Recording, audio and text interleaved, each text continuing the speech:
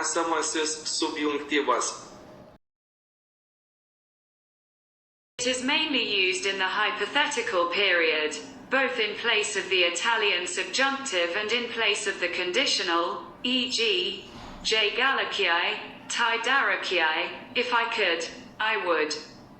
It is constructed by removing the ending t from the infinitive and adding the following endings.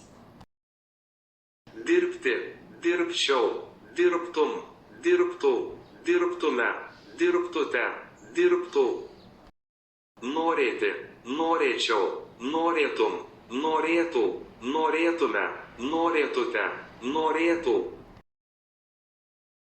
Skaityti, skaityčiau, skaitytum, skaitytų, skaitytume, skaitytute, skaitytų.